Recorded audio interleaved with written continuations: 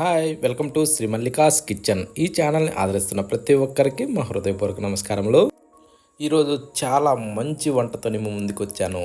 కోడిగుడ్లతో ఇలా చేసుకున్న ఎవరికైనా సరే సూపర్ టేస్టీగా కుదురుద్ది. ప్రతి ఒక్కరు కూడా ట్రై చేయండి.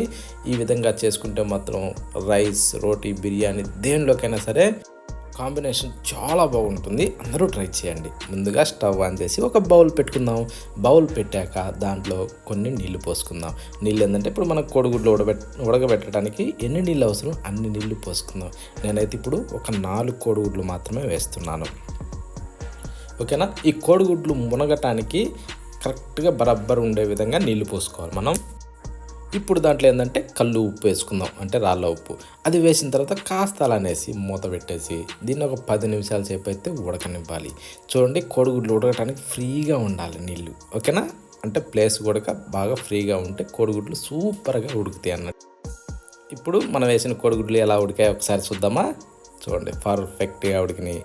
అది ఎలా మనకు తెలుస్తుంది అంటే చూడండి, కోడిగుడ్డు పైన ఈ విధంగా నెర్లు కనపడతాయి, గీతలు. ఓకేనా. ఈ టైప్లో పగుళ్ళు ఉన్నాయిరా వచ్చినాయి బాగా అంటే కోడిగుడ్లు ఉడికినట్టే.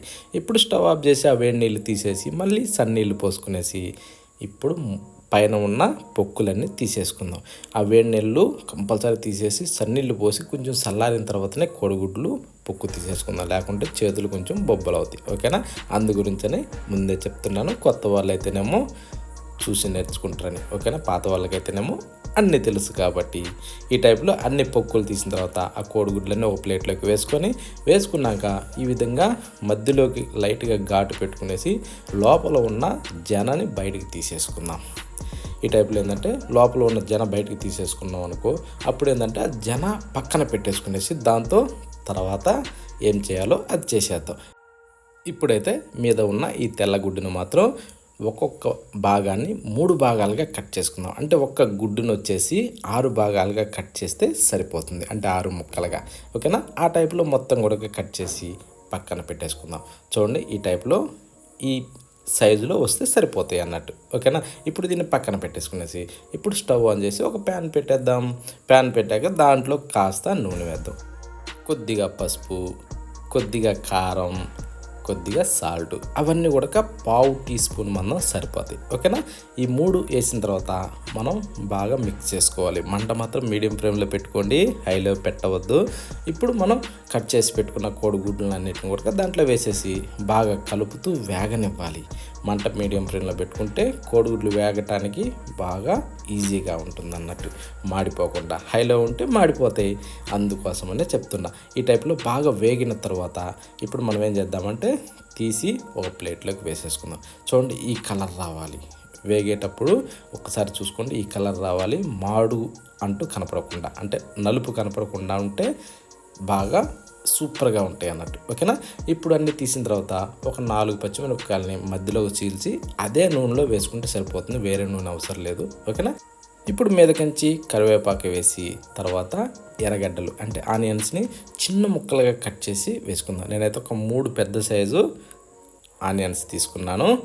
వాటిని చిన్నగా కట్ చేసి వేసి దాంట్లో కొద్దిగా సాల్ట్ వేద్దాం. మరీ ఎక్కువ అవసరం లేదు, దీంట్లో ఎక్కువ శాతం పట్టదు, చూసుకుంటా మాత్రమే వేసుకోవాలి. అల్లం వెల్లుల్లి పేస్టు అది కూడా ఒక స్పూను టైప్లో తీసుకునేసి దాన్ని కచ్చపచ్చగా దంచి వేసుకోవాలి. అది పేస్ట్ లాగా కూడా అవసరం లేదు.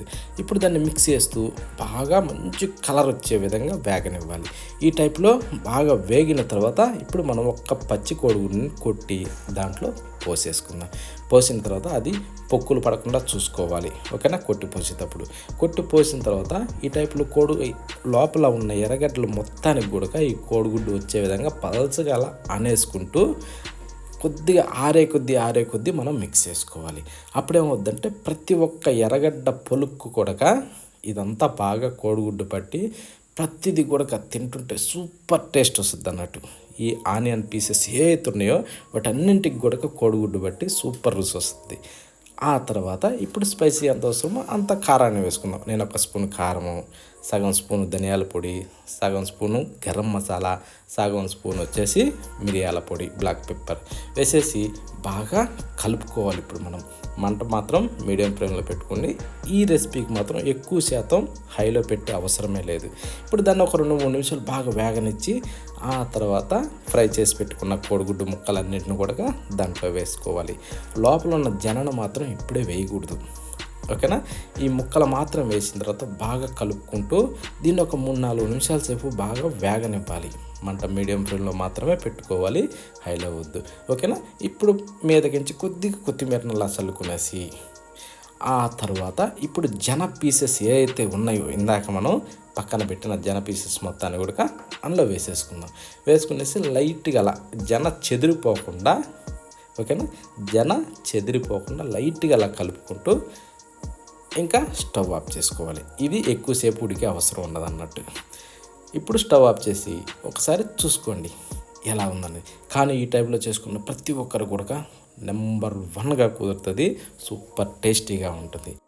ఎంత కొత్త వాళ్ళకైనా సరే చాలా ఈజీగా చేయగలిగే విధంగా ఇది చూపించాను. ప్రతి ఒక్కరు కూడా ట్రై చేయండి, ప్రతి ఒక్కరు కూడా ట్రై చేసి తినండి. దేంట్లోకైనా సరే సూపర్ కాంబినేషన్, బిర్యానీలోకి కానీ, రైస్లోకి కానీ, అన్నం దేంట్లోకైనా సరే చాలా బాగుంటుంది.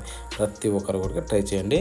ఇంకా మనం చపాతీ, పూరి, పరోటా ఇలాంటి వాటిలోకి అయితే ఒక్కొక్క ముక్క తీసుకొని అద్దుకొని తింటుంటే ఏమన్నా ఉంటుంది, భలే ఉంటుంది.